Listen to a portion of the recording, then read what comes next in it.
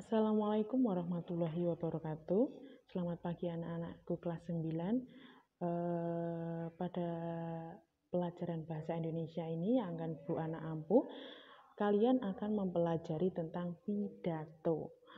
Saya yakin kalian sudah tahu pidato itu apa, dan saya percaya kalian pernah mendengarkan pidato. Atau bisa jadi kalian pernah membuat ataupun kalian sendiri yang berpidato. Nah, pada pembelajaran pada kali ini, apa yang akan kita pelajari? Yang pertama, metode penyampaian pidato. Yang kedua, karakteristik atau ciri bahasa dari pidato persuasif. Dan yang ketiga, contoh kerangka pidato dan teks pidatonya. Metode penyampaian pidato. Metode penyampaian pidato ada 3 di sini. Yang pertama, metode impromptu, metode ekstemporan, dan metode membaca naskah. Oh iya, mohon maaf, ada 4 ya. Yang keempat, metode menghafal. Apa itu metode impromptu? Metode impromptu itu adalah metode yang dikerjakan secara tiba-tiba atau dadakan tanpa persiapan apapun. Jadi isi pidato akan disesuaikan dengan situasi di lapangan. Jadi metode impromptu atau dadakan ini biasanya yang memakai adalah yang sudah biasa berpidato. Jadi sudah terbiasa berpidato. Jadi misalkan berpidato secara mendadak, orang tersebut atau siapapun itu sudah bisa. Yang kedua, metode ekstemporan, yaitu metode yang dilakukan tanpa menggunakan naskah pidato, tetapi pembicara masih memiliki kesempatan untuk membuat kerangka isi pidato. Jadi metode ekstemporan ini adalah metode yang menggunakan poin-poin saja, misalkan menggunakan satu kertas kecil yang isinya poin-poin apa saja yang akan disampaikan. Jadi cuma membuat kerangka isi pidatonya saja. Jadi untuk isi itu orang tersebut sudah bisa.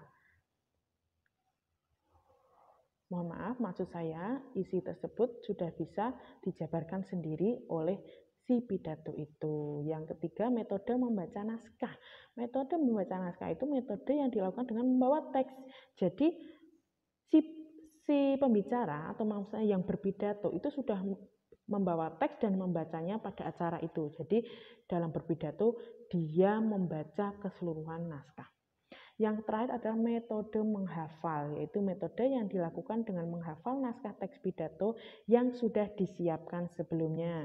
Jadi yang berpidato itu sudah menghafalkan dulu seluruh teks pidato yang akan disampaikan. Kemudian yang pertama, karakteristik atau ciri bahasa dari pidato persuasif ya. Ciri pidatonya itu yang pertama bersifat mengajak, mempengaruhi ya. Jadi persuasif itu mempengaruhi. Pidato persuasif itu pidato yang isinya bersifat mengajak atau mempengaruhi orang-orang yang mendengarkan pidato. Yang kedua, adanya kata-kata persuasi atau bujukan, misalkan seperti ayo, marilah, dan lain sebagainya. Yang ketiga, memuat sejumlah pendapat dan fakta. Jadi di situ dalam pidato itu ada fakta-fakta yang dibeberkan, ada pendapat-pendapat dari pidato itu sendiri, dari pembuat pidato itu sendiri. Yang terakhir, yang keempat, banyak menggunakan kata ganti kita sebagai tanda bahwa tidak ada pembeda antara penulis dengan pembaca, sehingga daya bujuk terhadap pembaca akan lebih kuat. Jadi tidak ada saya, kamu, kalian, itu tidak ada. Dalam pidato persuasif itu kita menggunakan kata ganti kita. Jadi untuk membujuk orang itu akan lebih kuat dengan kata ganti kita. Jadi tidak ada pembeda antara saya, antara yang berpidato dengan yang mendengarkan pidato. Oh ya, yang kelima, menggunakan kalimat yang bersifat membangun. Membangun itu maksudnya motivasi positif, kata-kata positif. Yang keenam, menggunakan intonasi yang baik yang dapat mempersuasi pendengar. Jadi intonasi yang kita gunakan, di intonasi itu apa? Intonasi itu tinggi rendahnya suara. Jadi kita harus menggunakan intonasi yang baik. Misalkan kalau kalian berpidato dengan suara yang keras, yang tegas, atau dengan nada yang seperti marah-marah, nah itu akan kurang baik didengar oleh pendengar. Dan yang terakhir, lafal harus jelas. Jadi kalimat atau kata yang disebutkan dalam pidato harus jelas, sehingga dengan jelas pendengar akan mendengarkan atau memahami isi pidato yang kalian sampaikan.